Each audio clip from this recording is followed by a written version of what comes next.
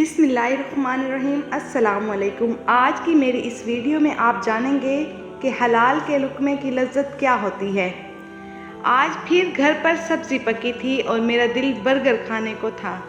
घर से निकला, मैकडॉनल्ड पर लंबी लाइन में खड़े खड़े अपनी बारी का इंतज़ार कर रहा था कि अचानक पास वाली दीवार के साए में एक शख्स आ बैठा जो गालिबन मज़दूर था और एक रुमाल से 2 सूखी रोटियां निकाली।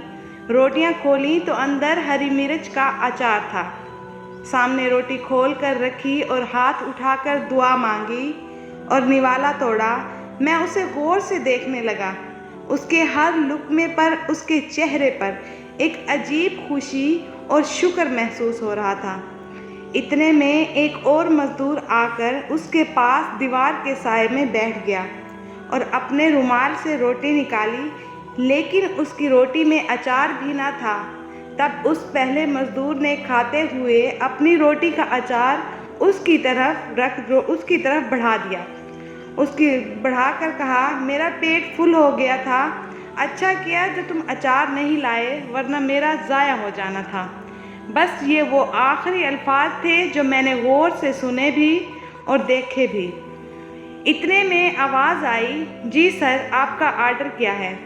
मैंने मैकडॉनल्ड के स्टाफ की तरफ देखा तो मेरी आंखों से आंसू निकल रहे थे और मुंह में एक लफ्ज़ नहीं था। बस इतना कहा कि मुझे बर्गर नहीं पसंद और खिड़की छोड़कर उन मज़दूरों के पास जाकर रुक गया।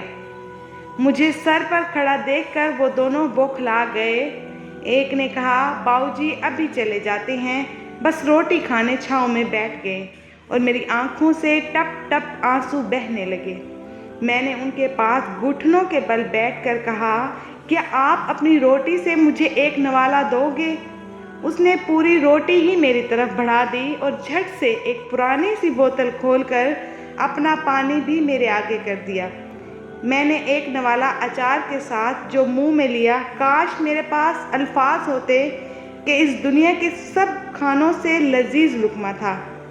मैंने रोते हुए पूछा, ये खाना इतना लजीज कैसे है, वो भी अचार के साथ। तो मज़दूर ने जवाब दिया, बाऊजी हलाल कमाने की कोशिश करते हैं, शायद तभी मज़ा आता है।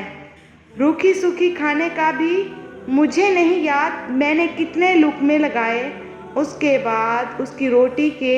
और हाँ, मुझे अब बर्गर नहीं पसंद, सादा रोटी खाता हूँ जो बहुत ही लजीज होती है।